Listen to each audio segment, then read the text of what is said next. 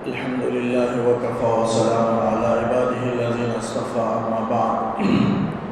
فأعوذ بالله من الشيطان الرجيم بسم الله الرحمن الرحيم والمطلقات يتربصن بأنفسهن ثلاثة قروء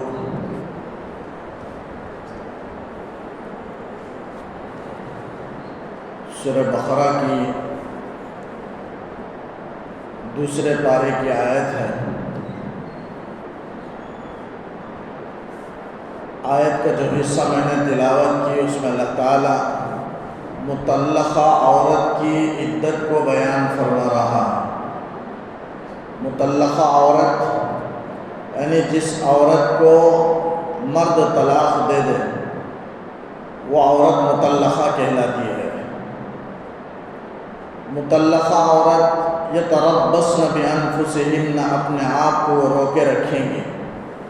یعنی نکاح نہیں کر سکتی ہے، اپنے آپ کو روکے رکھے گی نکاح کرنے سے ثلاثۃ قروء 3 حیض تک۔ تو اس سے پہلے طلاق کے احکامات کا اللہ تعالیٰ نے ذکر فرمایا، اس میں ایلا کا ذکر تھا، اس میں بھی خود بخود طلاق واقع ہونے کا ذکر تھا کہ ایلا سے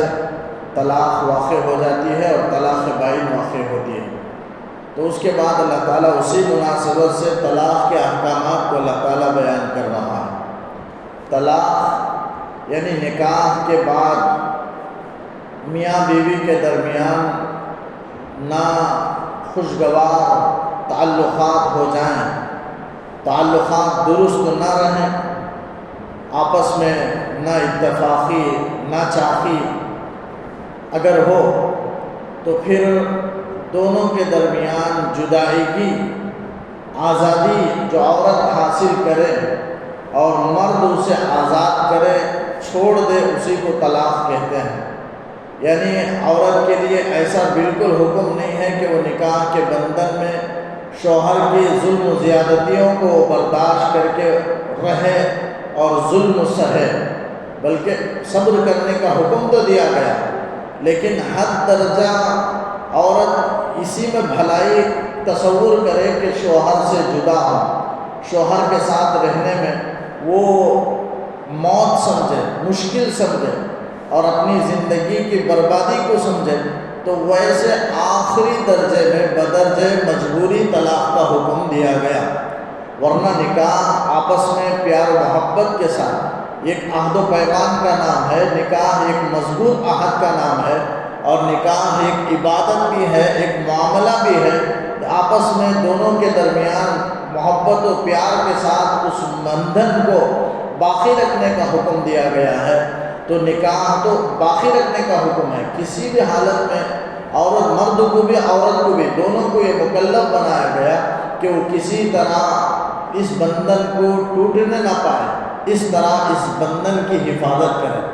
یہ مرد کو بھی حکم دیا گیا، عورت کو بھی حکم دیا گیا۔ تو ناگواری اگر پیش آ جائے، نا اتفاقی آ جائے، تو اس کا سب سے پہلا حل طلاق نہیں ہے، بلکہ اس سے پہلے بہت سے مراحل ہیں۔ ان مراحل کے بعد آخری درجہ طلاق کا آتا ہے۔ پہلا حکم دیا گیا اگر عورت کی طرف سے زیادتی ہو اور نافرمانی ہو تو مرد کو حکم دیا گیا کہ تخافون فعظوہن، پہلا 3 باتوں کی اللہ نے نصیحت کی، فعظوہن واہجروہن فی المضاجع واضربوہن۔ تو پہلا کام یہ ہے کہ نصیحت سے کام ہے، مرد عورت کو نصیحت کرے، سمجھائے، اور نصیحت کرنا سمجھانا اگر فائدہ مند نہیں ہوا تو پھر دوسرا درجہ اللہ تعالیٰ نے فرمایا کہ واہجروہن فی المضاجع، تھوڑی وقتی طور پر بستر کو علیحدہ کر دیا جائے۔ دوسری بات ہے، دوسرا یہ طریقہ ہے جو قرآن نے بیان فرمایا دونوں کے درمیان صلح کرانے کے لیے۔ ایک طریقہ نصیحت ہے، اگر وہ مفید نہ ہو تو پھر دوسرا واہجروہن فی المضاجع، عارضی طور پر بستر کو الگ کر دینا ہے۔ پھر اس سے بھی اگر یہ طریقہ بھی اگر کارآمد نہ ہو، مفید نہ ہو، تو تیسرا فرمایا تنبیہ کے لیے ماریں، ہلکی سرزنش کریں، تنبیہ کے لیے آہستہ کے ساتھ، یعنی اپنی ناراضگی کا اس میں اظہار ہو، اس طرح ماریں۔ ایسا مار نہیں کہ جسم میں اس کا اثر پڑے، ایسا مارنے کی اجازت نہیں دی گئی، بلکہ تنبیہ مقصود ہے، اس لیے آہستہ کے ساتھ مارنے کا حکم دیا گیا۔ تو گویا اپنی وہ مارنا ناراضگی کا اظہار ہے۔ تو یہ 3 طریقے کا حکم مرد کو اللہ نے دیا ہے اگر عورت کی طرف سے نافرمانی ہو تو۔ لیکن اگر مرد اس میں نافرمان ہو، مرد کی طرف سے کوتاہی ہو اور عورت درست ہو، تو پھر عورت کو حکم دیا گیا کہ وَإِنِ امْرَأَةٌ خَافَتْ مِن بَعْلِهَا نُشُوزًا أَوْ إِعْرَاضًا، کہ شوہر اعراض کر رہا ہے، بے رخی برت رہا ہے اس سے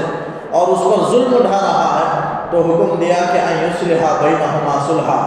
آپس میں ایک خاص طریقے سے عورت مرد سے صلح کرے۔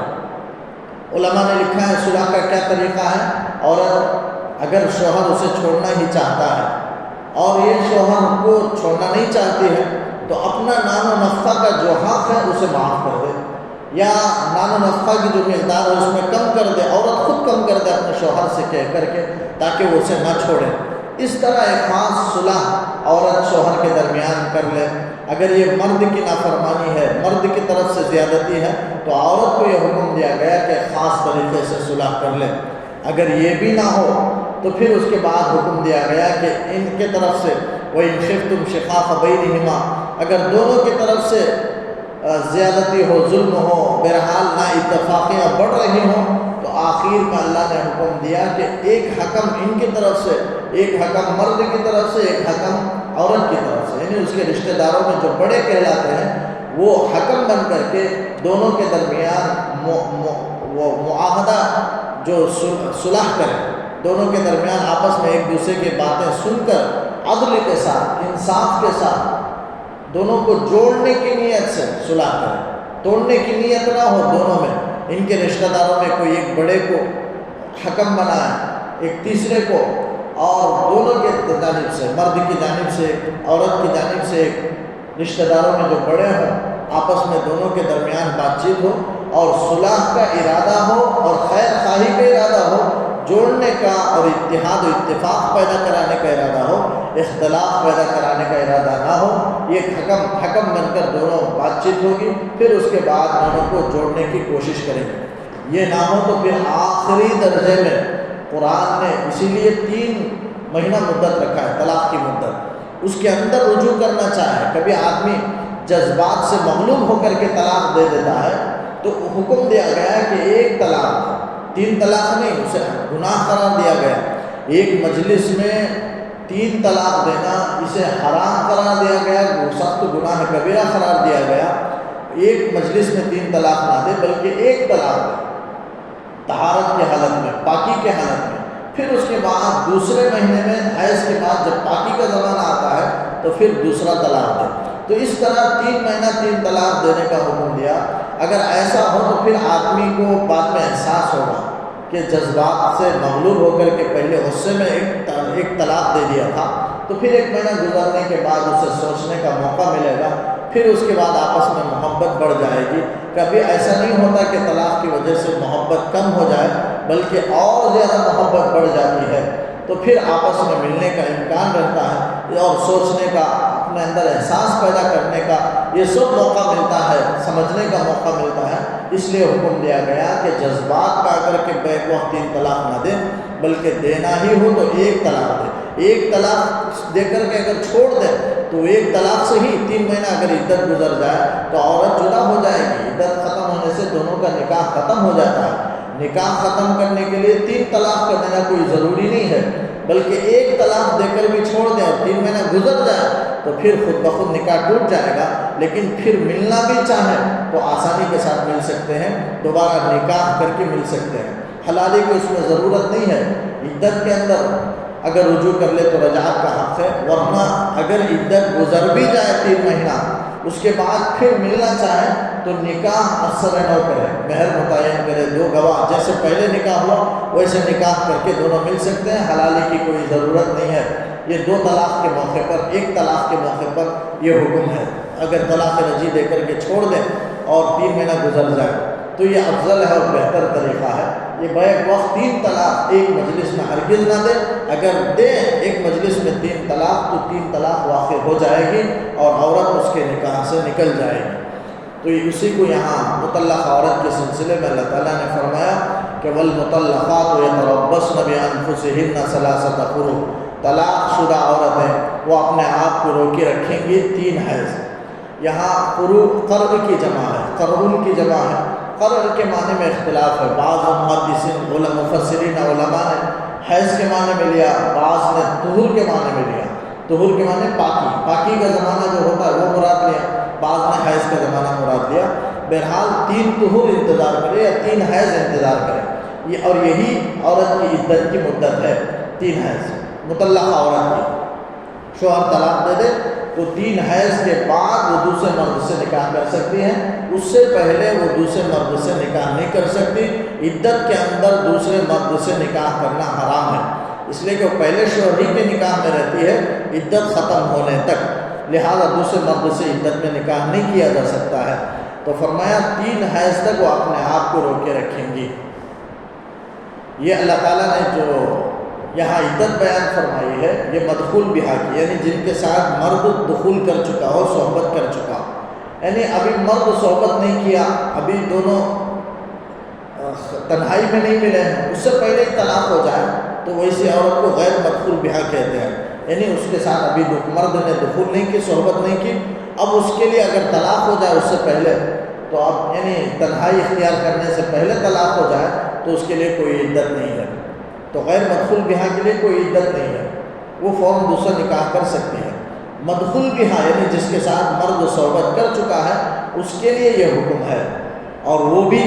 عائسہ اور صغیرہ نہ ہو، آزاد ہو اور بالغہ ہو، اس کے لیے یہ حکم ہے۔ اگر عائسہ ہے یعنی ایسی عمر ہو چکی ہے جسے حیض نہیں آتا، عورت کو ایسی عمر 55 سال یا 60 سال کی عمر ہو گئی ہے، حیض کا خون بند ہو گیا، ماہواری بند ہو گئی، تو ایسے عورت کو عائسہ کہتے ہیں۔ ایسے عورت کے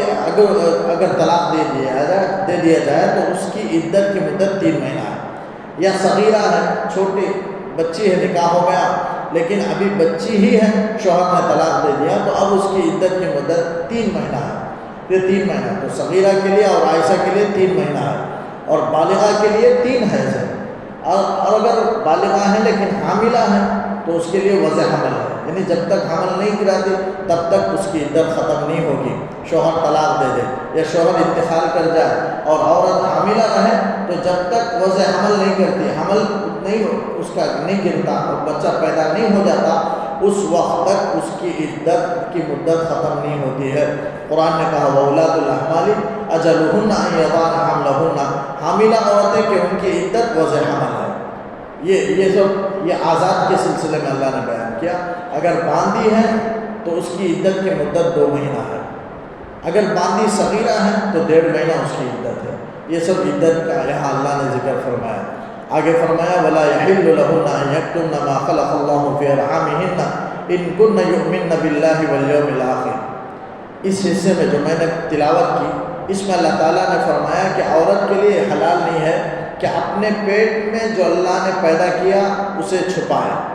یعنی عورت جلد دوسرے سے نکاح کرنا چاہتی ہے یا مرد کو تکلیف پہنچانا چاہتی ہے، اس وجہ سے اپنے اندر جو رحم میں ہے اسے چھپاتی ہے، تو اس کے اندر اللہ نے فرمایا کہ عورت کے لیے یہ بات حلال نہیں ہے۔ یعنی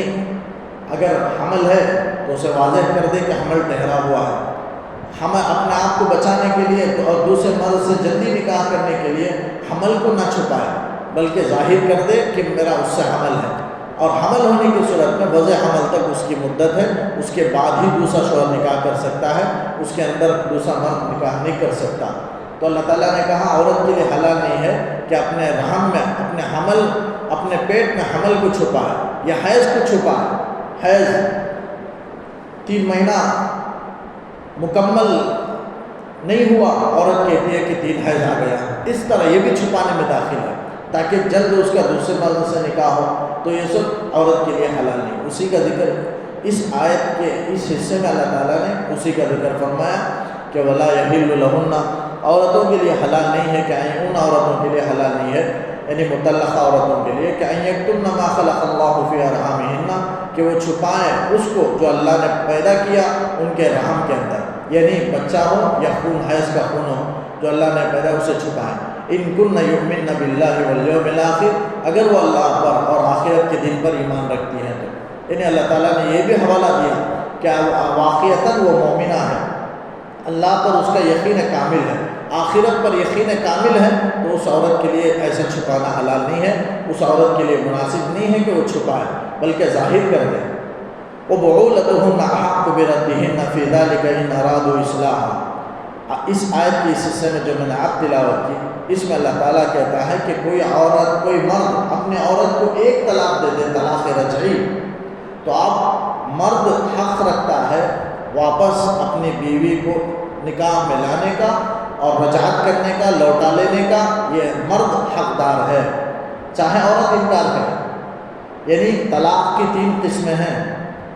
آئندہ ذکر کروں گا دوسری آیت کے ذیل میں۔ اس میں ایک پہلی قسم طلاق رجعی ہے۔ طلاق رجعی 1 یا 2 طلاق تنبیہ کے لیے دی جاتی ہے، یعنی اس شوہر اس سے پھر رجوع کرنے کا ارادہ رکھتا ہے، 1 طلاق دیا اور پھر عدت کی مدت 3 مہینے کے اندر اگر اس سے جمع کر لے یا اس سے اپنی بیوی جیسا سلوک کر لے تو پھر اس کی بیوی بن جاتی ہے۔ رجعت کے لیے کوئی گواہ بنانے کی یا کسی مہر کی کسی چیز کی ضرورت نہیں ہے، جیسے پہلے تعلقات تھے ویسے تعلقات قائم کر لے تو پھر وہ اپنی بیوی بن جاتی ہے۔ 1 طلاق دینے کے بعد بھی اسی کو طلاق رجعی کہتے ہیں۔ 1 طلاق دینے کے بعد وہ 3 مہینے کے اندر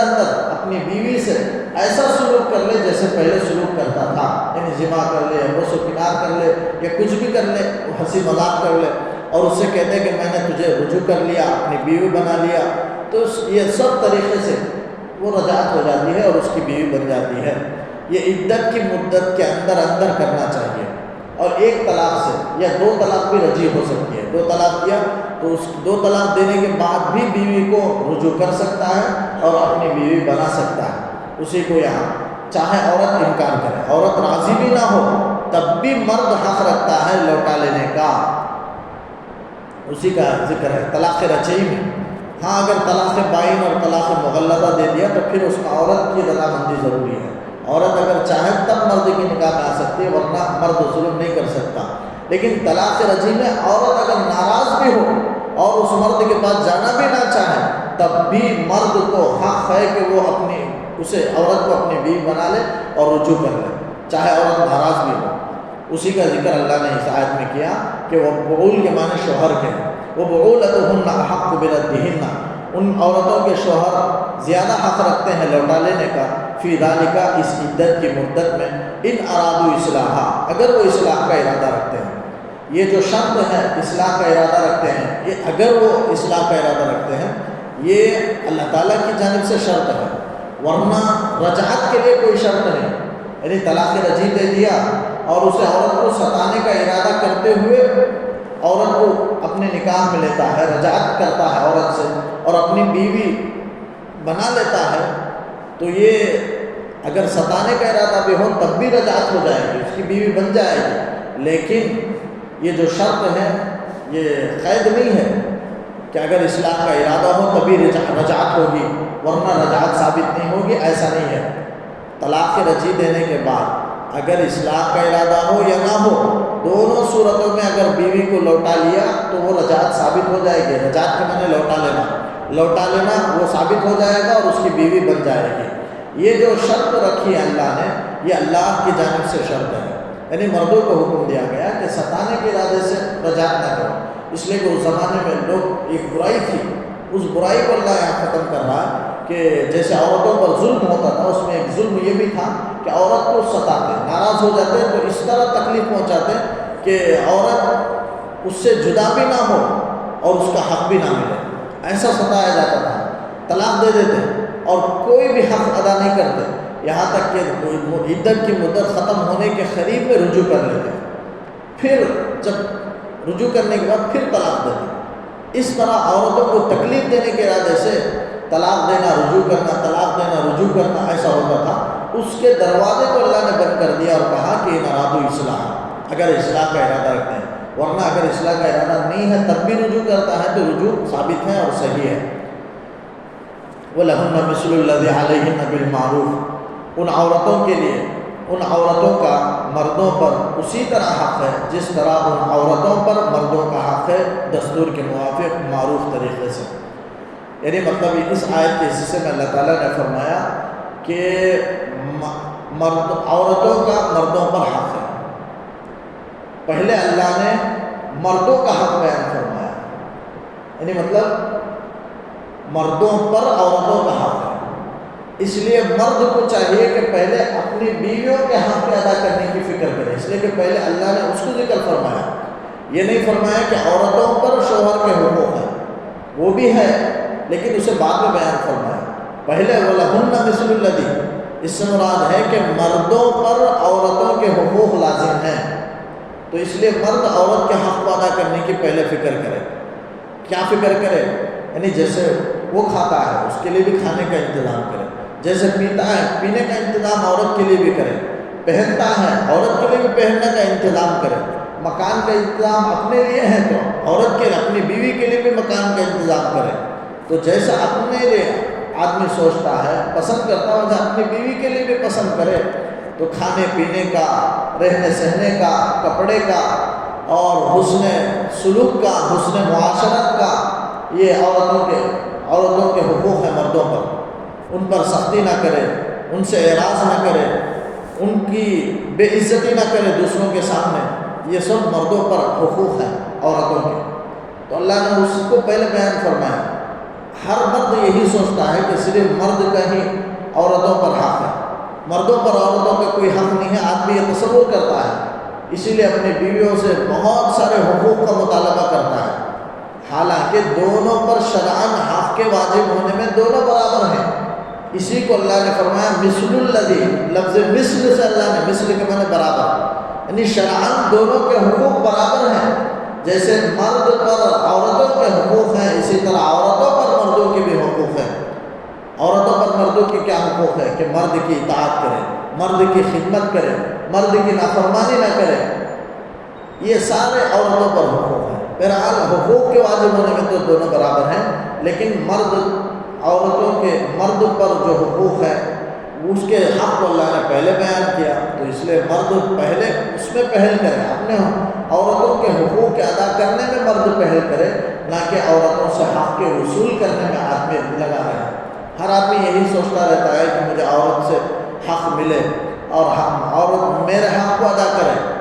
ہر آدمی یہ سوچتا ہے، یہ نہیں سوچتا کہ عورت کے میرے اوپر کیا حقوق ہیں، آدمی اس کی طرف توجہ نہیں دیتا ہے، حالانکہ قرآن اسے پہلے بیان کیا ہے، لہذا اس کی فکر کرے، لہذا دونوں برابر ہیں۔ ایسا نہیں ہے کہ ایک کو فضیلت دے دی گئی، لیکن آگے فرمایا وَلِلرِّجَالِ عَلَيْهِنَّ دَرَجَةٌ، مرد کو ان عورتوں پر ایک گنا فضیلت حاصل ہے۔ اب مرد کو کیوں فضیلت حاصل ہے؟ عورت اس سے ناراض نہ ہو جائے۔ مرد کو اللہ نے بنایا کے اعتبار سے، مرد کو حاکم بنایا ہے، مرد کو نان و نفقہ کا ذمہ دار بنایا ہے، مرد کو مہر دینے کا ذمہ دار بنایا ہے، مرد کو اللہ نے گنا طاقت دی ہے، مرد کو اللہ نے جہاد میں جانے کا حکم دیا ہے، مرد کو اللہ نے دگنا حصہ عطا کرنے کا شریعت میں حکم دیا ہے، اور مرد کو طلاق کا اختیار دیا ہے، مرد کو رجعت کا اختیار دیا ہے۔ یہ سارے اختیارات ہیں جس کی وجہ سے گنا فضیلت ہے۔ مرد عقل کے اعتبار سے کامل ہے اور مرد جلدی بازی سے کام نہیں لیتا ہے، یہ سب مرد کی صفات ہیں، اچھے صفات ہیں، جس کی وجہ سے گنا فضیلت مرد کو حاصل ہے، اور نان و نفقہ عورت کی وہ برداشت کرتا ہے، اس لیے وہ حاکم ہے اور ایک درجہ اسے فضیلت حاصل ہے۔ اس کا یہ مطلب نہیں ہے کہ مرد یہ نہ سوچے کہ میں عورت کا ذمہ دار ہوں، نان و نفقہ کا ذمہ دار ہوں، اس لیے اسے پیر کا جوتا نہ سمجھے، بلکہ اسے انسان سمجھے۔ اگر پیر کا جوتا سمجھے تو پھر انسانیت میں فرق آ جائے گا، حالانکہ وہ انسان ہے۔ انسان کی تذلیل نہیں ہونی چاہیے، بلکہ عورت کو عورت بنا کر کے اسلام پیش کرنا چاہتا ہے۔ ایسا نہیں ہے کہ مرد بنا دے، مرد کے برابر بنا دے، ایسا بھی نہیں ہے۔ جیسا آج پوری دنیا یہ سوچتی ہے کہ عورت مرد کے برابر ہے، لہذا مرد جیسے کمانے کے لیے جاتا ہے عورت بھی جائے، جیسے مرد ہر جگہ موجود رہتا ہے بازاروں میں، اسی طرح عورت بھی بازار میں آئے۔ یہ مطلب نہیں ہے، ہر جگہ برابری نہیں دی جا سکتی ہے۔ وہ اپنی جسمانی فطری طور پر کچھ تقاضے ہیں جو مرد کے الگ ہیں، عورتوں کے الگ ہیں۔ اس کا یہ مطلب نہیں ہے کہ اللہ نے عورت کو کچھ مقام میں نیچے کر دیا، مرد کو کچھ مقام میں اونچا کر دیا، یہ مطلب نہیں ہے، بلکہ ایک درجہ اللہ نے فضیلت دی ہے نان و نفقہ کی وجہ سے۔ اسی لیے عورت کو حکم دیا کہ شوہر کی اطاعت کرے، اس لیے مرد کا مقام بڑھ کر ہے۔ نان و نفقہ مہر سب مرد ادا کرتا ہے، اس لیے اسے ایک درجہ فضیلت حاصل ہے اور عقل قابل ہے، اور اس کی پورے مہینے کی نماز اس پر فرض ہے۔ عورت پر ماہواری کے زمانے میں نماز نہیں ہے تو دین کے اعتبار سے بھی ناقص ہے، کچھ نقص اس کے اندر پایا جاتا ہے جس کی وجہ سے مردوں کو ایک گناہ فضیلت کر کے کہا گیا۔ اس کا یہ مطلب نہیں ہے کہ ہر مرد ہی بہتر ہے، بلکہ کبھی کبھی عورتیں بھی بہتر، جیسے تعلیم میں کبھی عورتیں مردوں سے بڑی ہوئی ہوتی ہیں بعض اوقات، اور عبادت میں، زہد و تقویٰ میں، عمل صالح میں مرد سے بڑھ کر بعض عورتیں ہوتی ہیں۔ تو یہ مطلب نہیں ہے کہ مرد ہمیشہ بہتر ہے، بلکہ بعض چیزوں میں، فطری چیزوں میں اللہ تعالیٰ نے قوت میں، طاقت میں، ایک مردانگی میں اللہ نے ایک مرد کو ایک درجہ فضیلت دی ہے طاقت و قوت کے اعتبار سے۔ اس کا یہ مطلب نہیں سمجھنا چاہیے کہ دونوں کو برابری کا حق دے دیا جائے، بلکہ اور اس کا یہ بھی مطلب نہیں ہے کہ مرد کو برتری ملنے کی وجہ سے عورت کو کمتر سمجھ کر کے غلام بنا کر کے رکھے۔ اللہ کے رسول صلی اللہ علیہ وسلم نے فرمایا کہ عورتوں کو غلام نہ سمجھو، اور عورتوں کو غلام کی طرح تم نہ مارا کرو، پیٹا کرو۔ غلام کو اس زمانے میں مارتے تھے، پیٹتے تھے، تو اللہ کے رسول صلی اللہ علیہ وسلم نے فرمایا کہ عورتوں کو غلام کی طرح مت پیٹا کرو، اور عورتوں کے ساتھ حسن سلوک کرو۔ فرمایا خیرکم خیرکم لأہلی وأنا خیرکم لأہلی، تم میں بہتر وہ ہے جو اپنے اہل خانہ کے لیے بہتر ہو۔ اور پھر آپ نے فرمایا میں تم میں اپنے اہل خانہ کے پاس بہتر ہوں۔ آپ صلی اللہ علیہ وسلم کہہ رہے ہیں کہ میں اپنے اہل خانہ کے پاس میں بہتر ہوں، اور تم میں بہتر وہ ہے جو اپنے گھر والوں کے پاس بہتر ہے۔ لہذا آپ صلی اللہ علیہ وسلم نے خیرکم کا خطاب فرمایا جو اپنے بیوی کے ساتھ حسن سلوک کرے، اس کے ساتھ تنگی سختی سے پیش نہ آئے، اس کی بے عزتی نہ کرے دوسروں کے سامنے۔ یہ سب حقوق ہیں مردوں پر عورتوں۔ فرمایا وَلِلرِّجَالِ عَلَيْهِنَّ دَرَجَةٌ۔ اب اس کی وجہ سے عورتیں یہ نہ سمجھیں کہ ہمارے مقام کو شریعت نے گھٹا دیا، عورتوں کے مقام کو ایک درجہ بڑھا دیا، ہرگز نہ سمجھیں۔ اسلام نے عورتوں کو جو حق اور مقام دیا ہے کسی مذہب نے، کسی نے نہیں دیا۔ اس زمانے میں عورتوں کو کوئی اختیار نہیں تھا، کوئی حق نہیں تھا، ایک جانور سے بدتر سمجھا جاتا تھا عورتوں کو، اور بالکل غلام کی طرح عورتوں کو رکھا کرتے تھے، اور کوئی حق، شادی کا بھی کوئی حق نہیں دیا جاتا۔ جہاں نکاح ماں باپ کرے وہاں کرنے کا حکم ہوتا تھا، اور عورتوں کو منحوس سمجھا جاتا تھا۔ بے شمار چیزیں ہیں اس زمانے میں عورتوں کے، لیکن اسلام نے آیا، عورتوں کے حقوق کو بتایا، اور مردوں کو حکم دیا کہ عورتوں کے ساتھ کیسے پیش آئیں، اور عورتوں کو، ماں باپ کو حکم دیا کہ عورت بالغ ہو جائے تو اس کی رضامندی کے بغیر نکاح نہ کرے مرد سے۔ کوئی مرد سے وہ ناراض ہے تو اسے نکاح کرنے کی اجازت نہیں ہے کہ مرد، ماں باپ ظلماً جس سے وہ نکاح کرنا چاہتے ہیں اس عورت کا نکاح کرے، اپنی لڑکی کا نکاح کرے، جبکہ اپنی وہ لڑکی ناراض ہو، اس کا حکم نہیں ہے۔ اور عورت اگر بالغ ہو، شادی شدہ ہو، شوہر انتقال کر جائے، طلاق دے دے، تو پھر عورت خود ذمہ دار ہے، جہاں چاہے وہ نکاح کر سکتی ہے۔ یہ سب اسلام نے حکم دیا، وراثت میں حصہ متعین فرمایا شریعت نے، اور ہر ایک کا مقام، بیٹی کا مقام، ماں کا مقام اللہ کے رسول صلی اللہ علیہ وسلم نے بیان فرمایا۔ عورتوں کو بہت اسلام نے حق دیا ہے، تو اس سے ہرگز نہ مطلب یہ نہ سمجھے کہ کچھ مقام شریعت نے گھٹا دیے، یہ اگر کوئی سمجھے تو جہالت ہے۔ فرمایا واللہ عزیز الحکیم، اللہ غالب ہے۔ غالب کا مطلب یہ ہے کہ اگر کوئی مرد اپنے اوپر فوقیت کو، حاکمیت کو اور برتری کو سمجھ کر کے عورت کے ساتھ نامناسب حرکت کرے تو ایسے حرکت کے وقت میں مرد کو سوچ لینا چاہیے کہ اللہ غالب ہے، ضرور اس ظلم کا بدلہ لے گا قیامت میں۔ اور حکیم، اور عورت کو یہ حکم ہے کہ عورت یہ سوچے کہ مجھے اللہ نے عورت بنایا اور مرد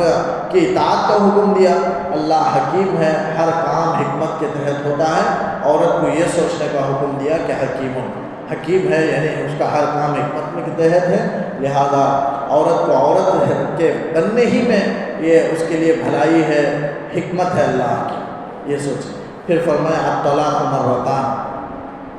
طلاق جو رجعت کا ہے وہ 2 ہی مرتبہ ہے، یعنی الطلاق الرجعی مرتان، طلاق رجعی 2 مرتبہ، یعنی میں شروع میں ذکر کیا کہ طلاق کی 3 قسمیں ہیں، اب یہاں ذکر کرتا ہوں 3 قسمیں۔ ایک قسم ہے رجعی، اور ایک قسم ہے بائنہ، اور ایک ہے مغلقہ۔ طلاق رجعی کا مطلب یہ ہے کہ کوئی آدمی ایک طلاق دے یا 2 طلاق بھی دے دے تو 3 مہینے کے اندر 3 حیض کے اندر رجوع کرنا چاہے تو رجوع کر سکتا ہے۔ حلالے کی بھی شرط نہیں ہے، نکاح کی بھی شرط نہیں، کوئی شرط نہیں۔ جیسے پہلے طلاق سے پہلے اس کے تعلقات تھے ویسے تعلقات 3 مہینے کے اندر قائم کر لے تو پھر اس کی بیوی بن جائے گی۔ یہ طلاق رجعی کا حکم ہے۔ اور ایک ہے طلاق بائنہ۔ بائنہ کا مطلب یہ ہے کہ ایک طلاق سے بھی عورت بائنہ ہو سکتی ہے، 2 طلاق سے بھی ہو سکتی ہے۔ اگر کوئی مرد طلاق دے تو رجعی کے لیے شرط ہے کہ صریح لفظوں میں طلاق دے اور پاکی کے حالت میں طلاق دے اور ایک طلاق دے، اور ایسی پاکی جس میں آدمی صحبت نہ کیا ہو، ہم بستری نہ کیا ہو، ویسی پاکی کے حالت میں طلاق دے تاکہ عورت کو تکلیف نہ ہو، اس کی عدت لمبی نہ ہو۔ تو یہ حکم دیا گیا، ایک طلاق دے، یہ طلاق رجعی ہے۔ تو بائنہ کے معنی 1 یا 2 طلاق آدمی کہیں کہ میں تجھے 1 طلاق بائن دیتا ہوں یا 2 طلاق بائن دیتا ہوں تو 1 طلاق سے نکاح سے نکل جائے گی، اب عدت کے اندر بھی رجوع نہیں کر سکتا۔ اگر رجوع کرنا چاہے تو دوبارہ اثر نکاح کرے گا، پھر اس کے بعد نکاح کے بعد رجعت کر سکتا ہے، دونوں تعلقات قائم رکھ سکتے ہیں۔ یہ 2 طلاق ہے، یہ طلاق بائن کا حکم ہے۔ یعنی کوئی آدمی 1 طلاق بائن یا 2 طلاق بائن بائن کر کے صاف لفظوں میں واضح کرے، بائن کے معنی جدا کرنا، میں تجھے بالکل نکاح سے جدا کرتا ہوں، یہ مطلب ہوا۔ اگر بالکل جدا ہونا چاہے تو پھر طلاق بائن میں دوبارہ نکاح کی ضرورت ہے، جیسے ایلا میں نے ذکر کیا اور لعان میں نے ذکر کیا، اسی طرح خلا میں، یہ تینوں میں بھی، خلا میں بھی عورت مطالبہ کرتی ہے تو اسے خلا کہتے ہیں، طلاق کا مال کے بدلے میں، مہر کے بدلے میں مطالبہ کرتی ہے تو اسے خلا کہتے ہیں۔ اور یہ تینوں کے تینوں میں طلاق بائن واقع ہوتی ہے۔ اور طلاق بائن میں آدمی دوبارہ ملنا چاہے تو مل سکتا ہے، لیکن اثر نکاح کرے گا، دوبارہ نکاح کرے گا، حلالے کی ضرورت نہیں ہے۔ اور ایک تیسری قسم ہے طلاق مغلظہ، اس کا ذکر اگلی آیت میں ہے، وہاں ذکر کروں گا۔ الطلاق رجعی مرتان، قرآن نے کہا کہ طلاق جس میں رجعت کیا جائے وہ 2 ہی طلاق ہے۔ فَإِمْسَاكٌ بِمَعْرُوفٍ، یا تو بھلے طریقے سے روک لینا ہے، یعنی طلاق رجعی میں اگر عورت کو اپنی بیوی بنا کر رکھے تو بھلے طریقے سے روک لے، اور تسریح بِإِحْسَان، یا خوبی کے ساتھ اسے چھوڑ دے، یعنی حسن سلوک کے ساتھ، خوبی کے ساتھ، کچھ تحفے تحائف کے ساتھ، کچھ مال کے ساتھ۔ لیکن اکثر غصے میں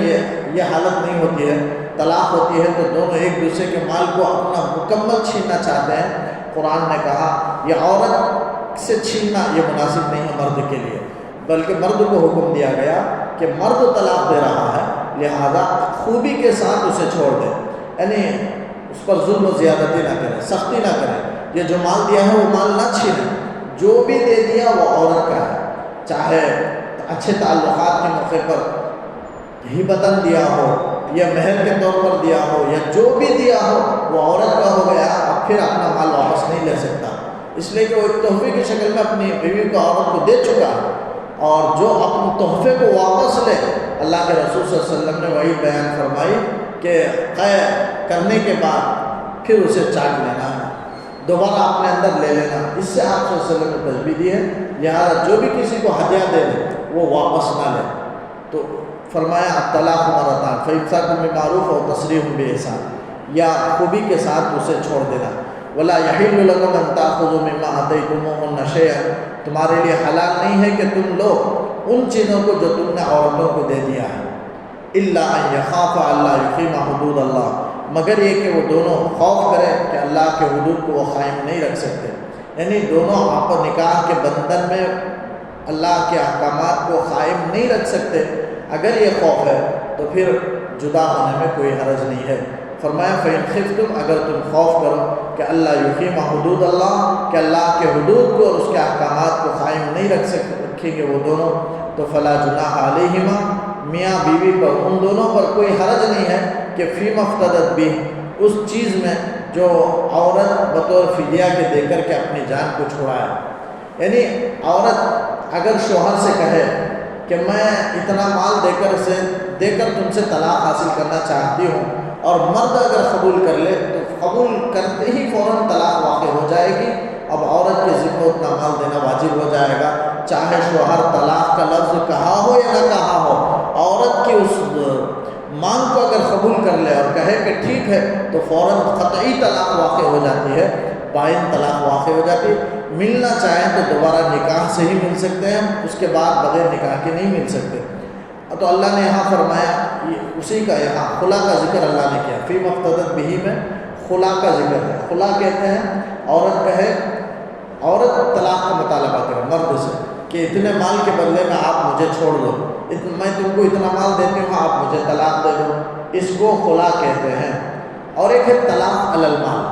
مرد خود کہے کہ عورت سے میں تجھے اتنے مال کے بدلے میں تجھے طلاق دیتا ہوں، عورت اگر مان لے تو فوراً طلاق ہو جائے گی، نہ مانے تو طلاق واقع نہیں ہوگی، اسے طلاق علی المال کہتے ہیں، وہ مرد خود کہتا ہے۔ لیکن عورت کہے مرد کو کہ مال کے بدلے مجھے طلاق دو تو اسے خلا کہتے ہیں، اور خلا میں بھی طلاق بائن واقع ہوتی ہے۔ قرآن نے کہا اس طرح دینا یہ جائز ہے، یعنی عورت مطالبہ کرے، لیکن وجہ سے سخت مجبوری کے حالت میں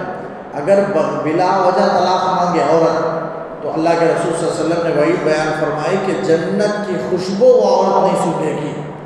جنت کی خوشبو اس عورت پر حرام ہے جو بلا وجہ اپنے شوہر سے طلاق مانگے، وہی اللہ کے رسول نے بیان فرمائی۔ لیکن اگر مجبوری میں عورت جدا ہونے ہی میں بہتری سمجھے اور اس موقع پر خلا کا مطالبہ کرے تو اللہ نے کہا کہ ان دونوں پر کوئی گناہ نہیں ہے، یعنی مرد وہ جو مال عورت سے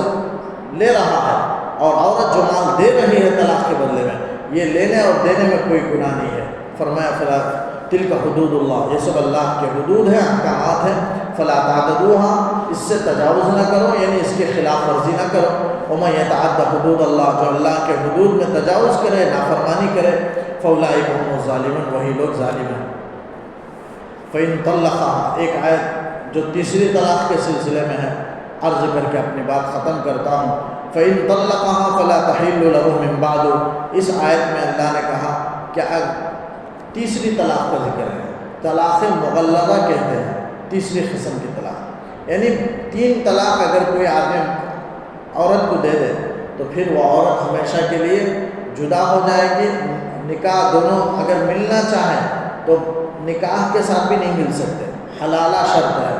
حلالہ کا مطلب یہ ہے کہ وہ عورت دوسرے مرد سے نکاح کرے اور دوسرا مرد اس سے وطی کرے، پھر وہ مرد از خود طلاق دے یا وہ دوسرا شوہر انتقال کر جائے تو وہ عورت اپنی عدت پوری کر کے پہلے شوہر سے اگر ملنا چاہے تو مل سکتی ہے۔ تو بہرحال دوسرے شوہر سے نکاح کرنا اور نکاح میں وطی اور ہم بستری کا ہونا بھی اللہ کے رسول نے شرط لگائی ہے، وہ حدیث کی وجہ سے، بخاری کی حدیث کی وجہ سے ہے۔ بخاری کی حدیث میں ایک صحابیہ حضور صلی اللہ علیہ وسلم کے پاس آئیں، آ کر، بخاری کی روایت ہے، صحیح ہے کہ بخاری مسلم کی، آ کر کہنے لگے اللہ کے رسول میرے شوہر نے مجھے 3 طلاق دے دی ہے اور میں نے عدت بھی گزار لی، کیا میرے لیے دوسرے شوہر سے نکاح کرنے کی اجازت ہے؟ اتحل لی؟ تو قالا، آپ نے فرمایا لا، تمہارے لیے، یعنی دوسرے شوہر سے، وہ کہنے لگی پہلا شوہر طلاق دے دیا، عدت گزاری، دوسرے شوہر سے نکاح کر لی، اب میں دوسرا شوہر بھی مجھے طلاق دے دیا ہے تو میں پہلے شوہر سے کیا رجوع کر سکتی ہوں؟ تو اللہ کے رسول نے فرمایا لا، نہیں، حتیٰ یذوق عصیلتہا، یہاں تک کہ دوسرا مرد تمہارے سے اسی طرح وطی نہ کر لے، کما ذاقھا الاول، جیسے پہلے مرد نے تم سے وطی کی ہے۔ تو دوسرے مرد کے لیے بھی وطی شرط ہے، یعنی ہم بستری کرنا شرط ہے، چاہے مراحق کے قریب البلوغ ہی کیوں نہ ہو، یعنی بالغ نہیں ہوا، بالغ ہونے کے قریب ہے، ویسے مراحق سے بھی اگر حلالہ کر دیا جائے تو حلالہ تو صحیح ہو جائے گا، لیکن ارادہ نکاح کا ہونا ہے، حلالے کا ارادہ نہ ہو۔ اگر کوئی حلالے کی شرط سے نکاح کرتا ہے اور دونوں متعین کر لیتے ہیں کہ نکاح کے بعد طلاق دے دینا، ہم بستری کے بعد طلاق دے دینا، اسے اگر اس شرط پر اگر حلالہ کیا گیا تو اللہ کے رسول نے لعنت بھیجی ہے، لعن اللہ المحلل والمحلل له، حلالہ کرنے والے اور جس کے لیے حلالہ کیا گیا ان دونوں پر اللہ کے رسول نے لعنت فرمائی ہے۔ حلالے کی نیت سے دوبارہ نکاح نہیں ہونا، بلکہ دوسرے مرد سے وہ نکاح کے ارادے سے نکاح کرے، پھر دوسرا مرد خود سے طلاق دے، پھر اس کی عدت گزار کے پہلے شوہر کے پاس آ سکتی ہے، اس کو حلالہ کہتے ہیں۔ یہ 3 طلاقوں کے بعد کا یہ حکم ہے، 3 طلاقوں میں حلالے کی شرط ہے، ورنہ 2 طلاق میں یا طلاق بائن میں حلالی کی شرط نہیں ہے۔ اسی کا ذکر تیسری طلاق کا یہاں اللہ نے ذکر فرمایا، فَإِن طَلَّقَهَا، اگر پہلے شوہر نے دوسرے شوہر نے اگر طلاق دے دی ہے تو فَلَا تَحِلُّ لَهُ مِن بَعْدُ، یعنی پہلے شوہر نے 3 طلاق دے دی تو اب اس کے بعد اس کے لیے نکاح کرنا حلال نہیں ہے، حتیٰ تنکح زوجا غیرہ، یہاں تک کہ وہ عورت دوسرے مرد سے نکاح کر لے۔ فَإِن طَلَّقَهَا، پھر دوسرا مرد اگر اسے طلاق دے دے تو فَلَا جُنَاحَ عَلَيْهِمَا، مرد اور عورت پر یعنی عورت پر اور پہلے شوہر پر کوئی حرج نہیں، گناہ نہیں ہے کہ ان یتراجعا ان ظن ان یقیما حدود اللہ، کہ وہ دونوں مل جائیں اگر وہ گمان رکھتے ہوں کہ اللہ کے حدود کو وہ قائم رکھ سکیں گے تو پھر مل سکتے ہیں۔ پھر اللہ نے فرمایا وَتِلْكَ حُدُودُ اللَّهِ، یہ سب اللہ کے احکامات ہیں، يُبَيِّنُهَا، جو کھول کر کے بیان کر رہا ہے، لِقَوْمٍ يَعْلَمُونَ، اس کے لیے جو جان لیں۔ یہاں تک اللہ تعالیٰ نے 3 طلاقوں کے احکامات کو بیان فرمایا، پھر اس کے بعد بھی 2 آیتوں میں اللہ نے طلاقی کا ذکر فرمایا، انشاءاللہ آئندہ عرض کروں گا۔ اللہ تعالیٰ سے دعا ہے کہ کئی بھی سنی باتوں پر کہ نہ سننے سے عمل کی توفیق۔ اللهم صل على سيدنا محمد وعلى آل سيدنا محمد وبارك وسلم عليه۔ ربنا آتنا في الدنيا حسنة وفي الآخرة حسنة وقنا عذاب النار۔ اللهم نور قلوبنا بالقرآن وزين أخلاقنا بالقرآن ونجنا من النار بالقرآن وأدخلنا الجنة بشفاعة القرآن۔ صل على النبي محمد وآله وصحبه أجمعين برحمتك يا أرحم الراحمين، والحمد لله رب العالمين۔